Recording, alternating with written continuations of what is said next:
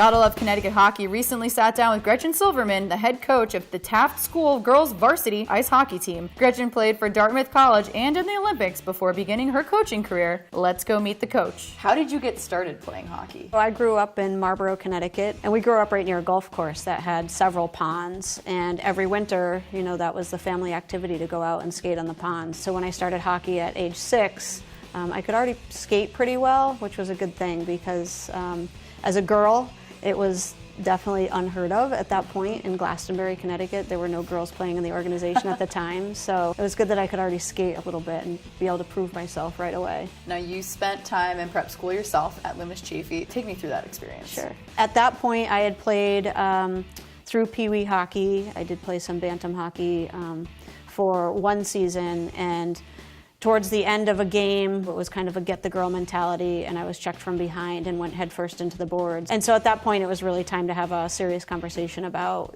safety and continuing my hockey career and how that looked. And there really weren't that many options for girls at the time. My parents heard about Loomis Chaffee and that they had a prep school girls team that was an option. It all worked out, and my hockey career continued. I really played the game because I loved it, and I didn't want I didn't want to end. I didn't want to stop playing. So, when I went to Loomis, I was kind of going just to get that next year after that of hockey, and then a lot of doors started to open up at that point. It sure did open a lot of doors because you went on to be Dartmouth's all-time leading scorer with 189 goals and 312 points.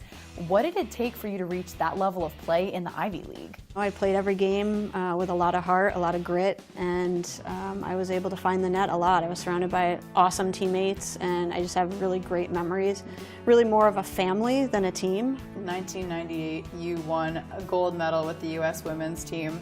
How was that experience for you in Japan? Amazing. Those women that I played on the team with really were rivals for most of my college career. Through the years of competing with the U.S. team, and all of a sudden you are a cohesive unit, and again, those bonds that we built as a team in '98 continue to this day. And I think the magical thing about that team in '98 was all of us came from backgrounds that were very similar to mine, where we just played for the next day. We just wanted to keep playing because we loved the game. There were no expectations of Olympics when we were kids. There were no expectations of where that was going to take us, other than that we played for the love of the game. How have you been able to translate that experience to your players that you're teaching today? I mean, for them, that's obviously something they must look up to you for. Playing hockey has to come from loving the sport and loving to play, and everything else will start to fall into place if you love the game. I think that that's hard in this day and age. I think there's a lot of pressure on kids to compete at a level that maybe they're not quite ready for yet.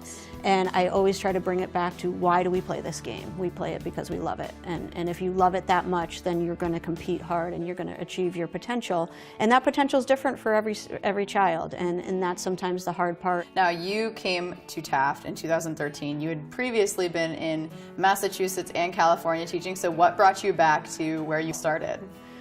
Family brought us back to New England. As my youngest started to love hockey, I got back into coaching at the youth level. That kind of broadened into getting involved with Watertown youth hockey at some higher levels, and a lot of Taft faculty kids were in the program, and I was coaching one at the time. So it seemed like a natural progression to get back into teaching high school, which I hadn't taught in a really long time since I graduated from college.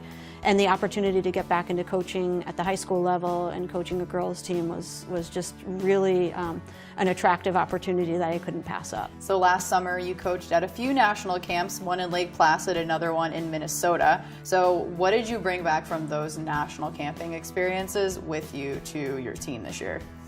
Just a sense of the role models that girls have to look up to these days.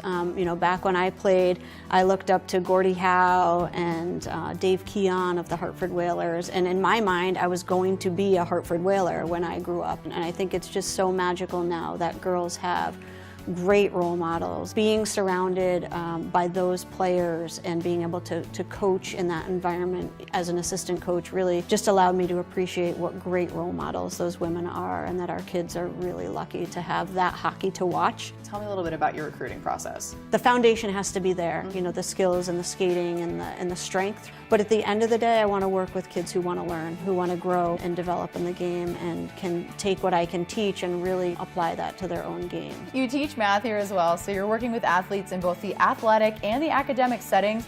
What qualities do you think really makes a successful prep school student athlete? One of the things that particularly female athletes learn really early on, because they spend so much time in the car traveling to and from practices and games, is the time management piece.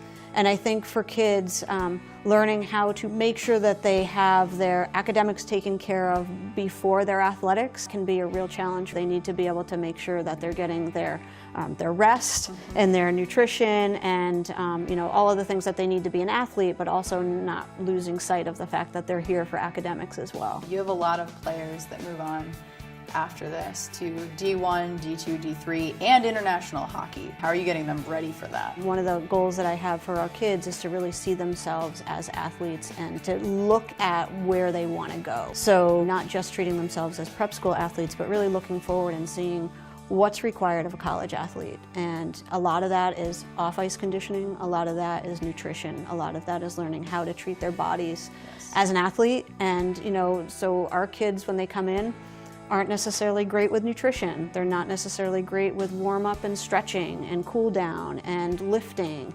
And so all of those pieces that are going to help them be a better athlete and a better hockey player are really things that I try to incorporate into our program, so that we're looking forward, we're seeing where they want to get to, and then we're putting those foundations in place to help them get there. A lot of youth players are now interested in going the prep school route. So what advice do you have for them on how they can successfully navigate that path? Getting out onto campuses and taking a look at what's out there, visiting schools, talking with coaches, talking with players who are at those schools. Really focusing on not just the athletic piece, but what a prep school can offer a young student athlete. Prep school offers kids the opportunity to learn independence and to be self-advocates and to build relationships with not only students, but also teachers. What makes Taft a great place for players? My favorite thing about Taft is just the community. And whether you're an athlete, whether you're a musician, whether you're an actor or an artist, every student finds their home here and finds their niche. I love going to performances and seeing some of our hockey players singing or performing. The community is really special here. The faculty are incredibly supportive, and I think kids just grow and mature in ways that they couldn't otherwise do in a different environment. I really just want to thank you for taking the time. I really appreciate it. My pleasure.